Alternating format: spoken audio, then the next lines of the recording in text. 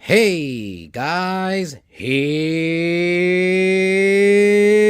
Louie, and on this video I'm going to show you guys what to look out for when you are going to either buy, or before buying, even thinking, or even the engine you have in your project. What do you actually have? While I don't even checking out numbers or castings or nothing like that on a Pontiac engine. Okay, things do change, and also when you're looking at an engine, sometimes you don't think about it at the moment until you're ready to tear it down, and then you say, oh, okay. And through the experience, I have learned a lot.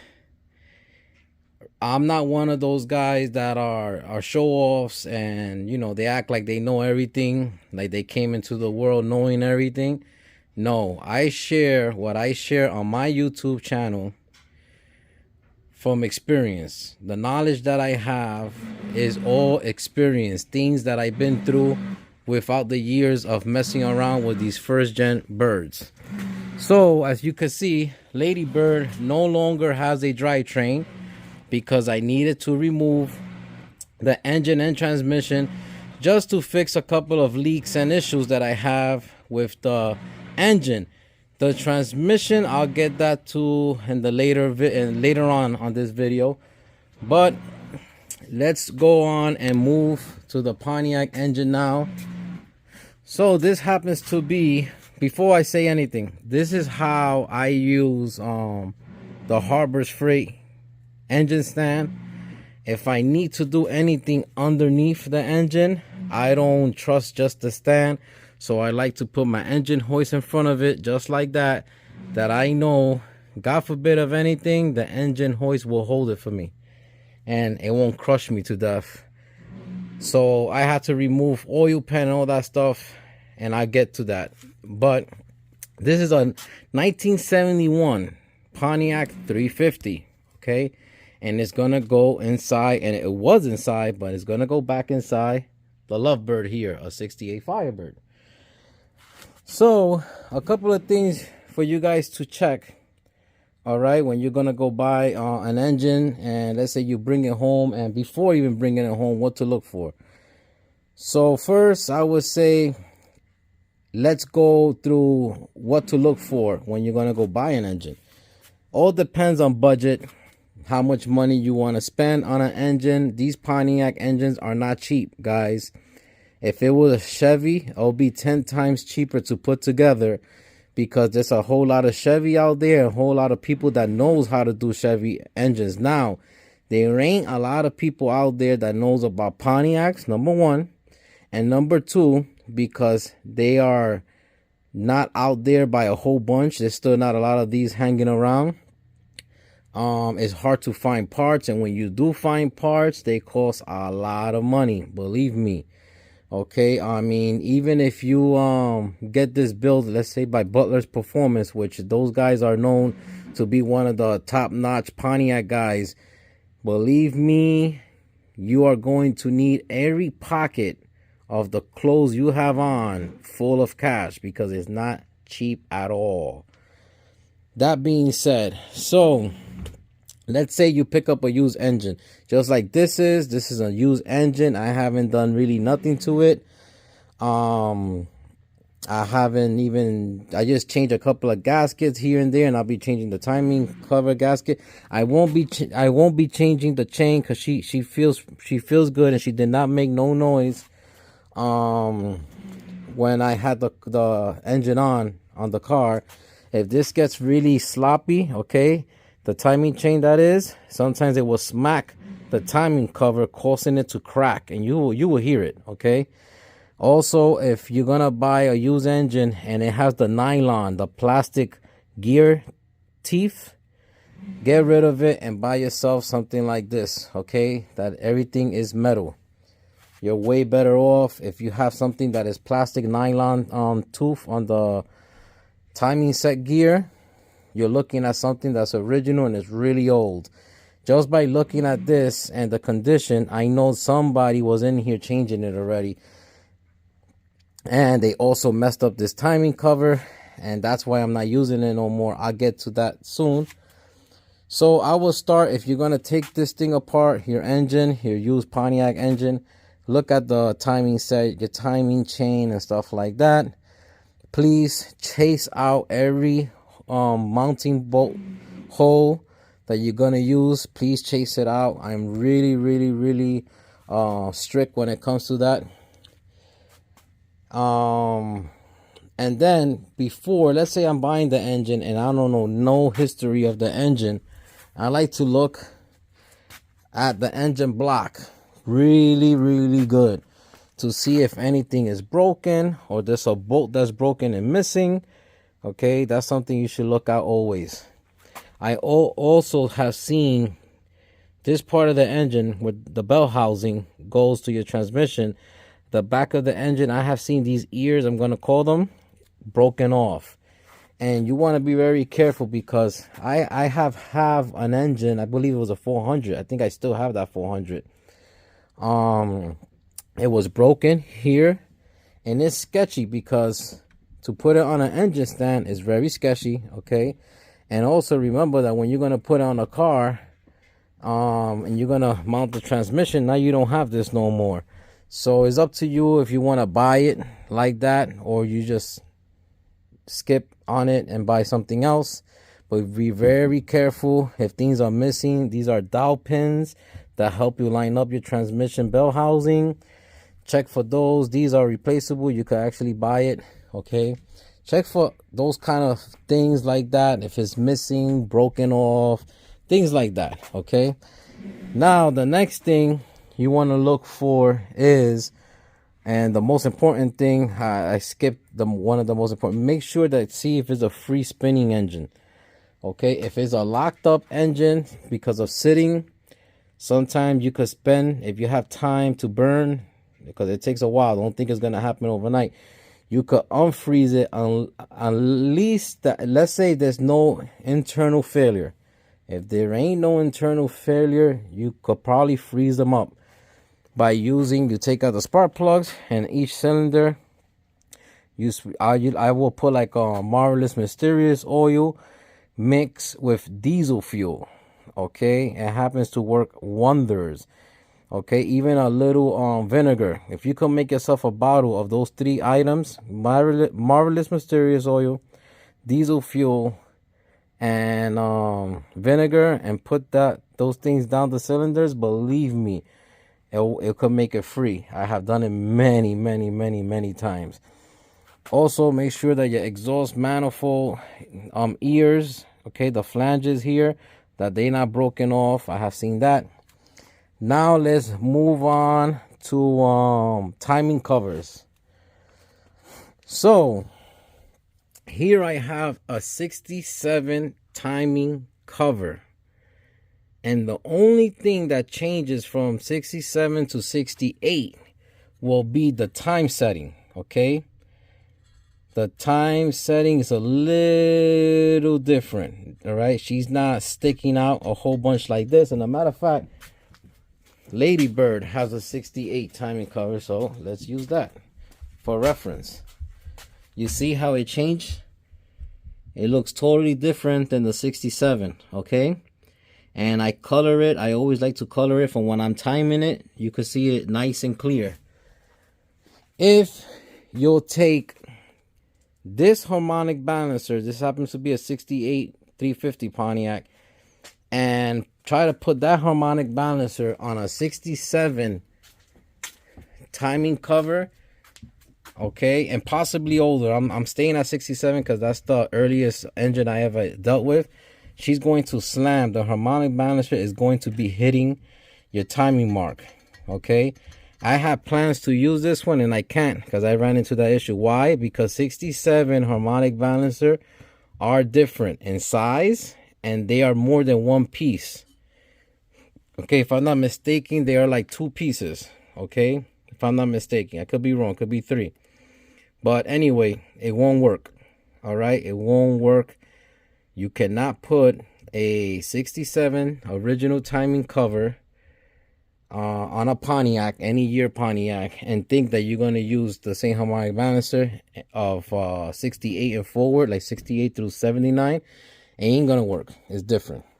Now, timing covers did change. So, from 67, like I said, I'm stopping at 67 because it possibly could be older. Probably could be 66, 65. But from 67 through 68, they had a cut here. The timing covers had a cut. If you see this cut right here, it's because on the top, instead of having a full bolt with an X head, it had a threaded bolt. Okay, that you put it had two ends threaded bolt. You put it through the block. I think I have one here. Yep, right here. So it was a stud with threads on this side. Okay, I know it's 3/8-16 on this side and fine thread here. And it will actually help you also to line up your timing cover to the block. And you will slide your Pontiac hook through there and stuff like that. Also, it will take these studs that have fine threads at the bottom, 1, 2, 3, and then the bolts came in. All right. I like that design, because to me, those kind of bolts that are both threaded on each side give you more of a push, more of a tight pull to the engine block. 69 changed the game. Okay.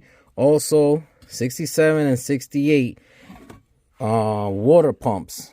So 67 and 68 water pumps will have 8 bolts. Okay, and that'd be 1, 2, 3, 4, 5, 6, 7, 8. 69 through 79 changed to 11 bolts. Okay, and why? Because on the top of the timing cover, where your top bolts go, they cast it in to the water pump. Okay, so it's part of the water pump now and timing cover. And 67 and 68, no. Okay, so you will have 69 to 79 11 bolt water pump, and she's right here. This is the one I'm going to be using for the Lovebird. Okay, a 69 water pump, 69 to 79 water pump. Also, you need to be careful if you have the short snout water pump, okay, or the longer snout water pump, because you are going to have a fun time finding pulleys that actually lines up. And guys, do not be afraid of using shims on your water pump pulley, okay, because I have been there many times, and you do need shims depending on the application. So that's another thing that changed, was the water pumps. Okay, a Pontiac harmonic balancer is not a press and fit like Chevy. I'm going to compare it to Chevy. Now, you should not be able to grab, once removing the crank bolt to get to your harmonic balance, you shouldn't be able just to grab it and slip it off. Nope, that's no good. You should have some kind of resistance to actually slide it off. It should fight you a little. Please watch the keyway. This is the keyway right there. Okay, this is the keyway. If you see that the keyway have any nicks or it just looks worn, take it out, cheap insurance, and put a new one. So Pontiac harmonic balancer, you do not need no tools to take them out. You just take off this bolt, get to your harmonic balancer, and little by little take it out. I have a video showing that I hit it with rubber mallet from side to side until she came off. Also, please expect the rubber seal right here, okay, on your harmonic balancer. These things, if they in bad shape, they will fly off your engine like a grenade. And I'm not lying to you guys, I seen it. It's terrible. They actually very strong.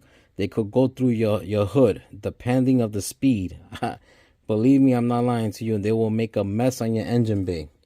So for cheap insurance, you could pick up a new one, okay? Especially when the engine is on and at idle, you see her wobble.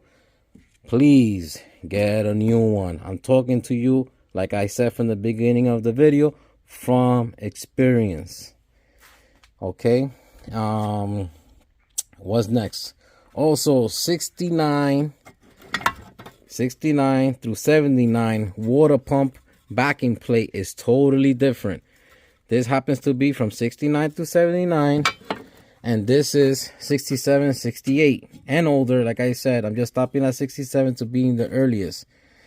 All right, and this you will have to put it on your, they do not take sleeves. Some people have told me, oh, you missed the sleeve. Nope, they do not take these sleeves. These sleeves remove on a 69 to 70. You remove it, you put back the sleeve, you put the rubber gasket on, and that's it. Okay, but on a 67 and 68, no, you will put that, and this will come on. Okay, and that will apply pressure for when you put your water pump, the pressure of the water as it flowing and giving the cooling system of a nice cycle. There goes your pressure for the water pump. Okay, the 67, 68, 69, totally different. You do need the sleeves with the rubber gasket, and you put her on. Okay, also it's an old Pontiac trick I showed it on the water pump installation video of you hitting this down real close to the fins. Measure it with the gasket on. This one still happens to have the gasket. Okay, you measure it, get it extremely close. And the way I do it is I get it close so I know she's not hitting, but she's almost gonna hit the repeller on the backside. Okay, that helps you to keep your engine nice and cool. It's very crucial on a Pontiac, believe me, it's crucial on a Pontiac. Also, if you have a 67 through 69 Firebird, that is, and you plan to use a Pontiac vintage engine, look for the mounting holes. So if you have an engine that is 67 through 76, your motor mounts will fit on a first gen bird with no issues. Okay, now if you happen to buy a Pontiac engine from 1977 to 79, you're gonna have to buy an adapter. They sell these metal motor mounts adapters that you would need to be putting on your first gen bird, for you could put on the motor mounts to the frame. Okay, and 77 through 79 have 5 mounting holes. Okay, and here they are, 1, 2, 3. Well, it's 1, 2, 3, 4, and 5. So like I said, if you have something from 77 to 79, you plan to put on a first gen bird, you're gonna have to buy these metal adapters. Okay, that I believe Butler Performance have it, and maybe other people have it now, but I seen them in Butler Performance. You put that on your subframe for your motor mount. It could be mounted the right way. And 67 through 69, I believe they only have 3 mounting holes and for the motor mounts. And that's why if you have an engine from that period from 67 to 69, they'll fit your Firebird with no problem. First gen Firebird, that is. So I mean, it's a lot of information to go on these things, but it's crucial to me to share it, because for the first timers out there that are dealing with Pontiacs, I mean, it could be stressful if you don't know what you're looking at, because been there, done that. What else? Now let me share with you guys the problem that I had with this engine, and the reason I'm attacking the problems now and I'm spending my money and time on the engine is because I liked the performance of the engine so far. Okay, I like the way she sound, I like the heat cycles that I gave it, the way she responded and everything. I found out about the leaks and all that once I had the engine full of antifreeze and also starting, running. So I said, if this happens to be a good engine, then I'll spend the money. You could do it on a test stand. I don't have a test stand, but I'm planning to build a test stand with a subframe from one of these birds that I have outside. Okay, like that. I don't have to, you know, put it on the car and stuff. I know you could. I seen people even turn them on the engine hoist here, the engine stand, but I don't trust it. So anyway, these are the problems that I had. Number one, I had a broken bolt in there that Mike from Lake and Lodge. By the way, guys, Mike is really close from hitting his 1,000 subscribers. It means a lot to me and a lot to the community out there of these first gen Firebirds that Mike hits the goal of 1,000 subscribers. Please go check him out. That's Lake and Lodge Garage. He came here to Pennsylvania to play cars with me, and he was able and successfully to remove that bolt. There was a guy trying to be a smart ass out there and being very rude to me. I'm one of the nicest guys you guys could ever meet, but I also, if you get me up there to piss me off, it's not going to be a nice day, because I could also get nasty.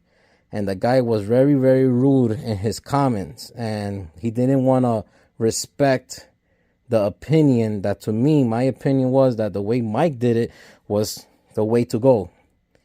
He said you guys should have never removed the timing cover, and you could have gotten that bolt out, and blah, blah, blah, blah, blah. Listen, I respect you. I respect your opinion, but you need to respect mine. And if I treat you with respect, you need to treat me with respect, or else you ain't gonna like me. So I happen to block that character out of my YouTube channel, because I don't have time to waste with clowns. Okay, I need my time to spend time playing with these Pontiacs. Anyway, so Mike was successful taking it out. Everything here is beautiful now. Okay, you're gonna have these dowel pins here that also line up your timing cover, so be very careful when you take out your timing cover. Sometimes they get stuck in the back, or sometimes they stuck on the block. Mine are still on the block, and they just help you line them up. They sell them separate if you need it and you're missing it. Some people don't put them back. Issue number one, broken bolt out, no more issues. I also had a mounting hole for the headers of the exhaust manifold here that was stripped out, so it needs to be a 3/8-16, and she was bigger. So I bought a heater coil kit, and I just fixed that yesterday. It came out beautiful. Now I do have a stuck bolt here that I kept welding and welding and welding. The sucker would not come out. I took it out in some pieces. I'm gonna leave it alone, guys. I'm not gonna do nothing. I'm gonna leave it alone, because I have 1, 2, 3, 4, 5. I have 5 mounting bolt holes still to hold my header up. I'm just missing one with this one. Listen, I ain't gonna go through the headache for it. I'm leaving it alone. Then I had another issue. I have another issue here with the drain plugs. These Pontiacs have a drain plug on the left side and the right side, and they're supposed to be 1/8 in diameter. Okay, well, some clown many years ago made the hole extremely bigger than 1/8. Okay, I think that's up to 1/2 now, and I had to use a thread chaser. And by the way, you don't want to use a regular thread chaser or with coarse thread. You want to use one that is actually for a pipe plug. Okay, the threads are different. Trust me, they are different. They are taper on a pipe thread chaser. Okay. So I use Teflon, and I also use this blue sticky stuff that a lot of plumbers recommend to use. So I spend the money and I use it, and so far it looks great. Matter of fact, I still have antifreeze in the block, and I tilted overnight to one side, and the next night I tilted to the other side, and the next day I checked it, nothing was coming out. But hopefully nothing will be coming out ever again. So I did fix that. Now, this dilemma here that I have. The dipstick tube, this engine was missing the dipstick, and I pretty much know now why. So when it was missing it, I had this tube here that I had from a previous project, and I put it in because who doesn't want a dipstick on the engine, right? I put it in, I measure the correct length of the dipstick itself, okay? And I had to cut it to size because it was from an AC car. AC cars, they're much longer. Anyway, when I turned on the engine, and I gave it a couple of heat cycles, and I went to go check out my level of oil. The dipstick, not the tube, the dipstick was bent and a little piece was sheared off. And I said to myself, oh boy, there's a problem here. So I removed the dipstick out and I put a cap, because I know that there was gonna be a day that I needed to pull the engine, and here comes this day. So I pulled out and I removed the oil pan last night, and I wasn't happy what I found on the bottom of the oil pan, and I'll share that with you guys right now. And that's what made me say, you know what, Louis, you need to whip out the camera and show the people what to look for. So here it goes. I never moved it. She was just like that. That's the other part of the dipstick tube that goes through your windish tray. If you have a windish tray, it fell off. And because it fell off, that's why my oil dipstick had a curve and it was sheared. And I'm going to show you guys. Let me get a flashlight. I'm going to show you guys why. What I like about dealing with these old Firebirds and doing the mechanical and all that is like you're playing like a private investigator game, like you're Inspector Gadget or something like that, and you get to solve the case. I like that. So I know the problem.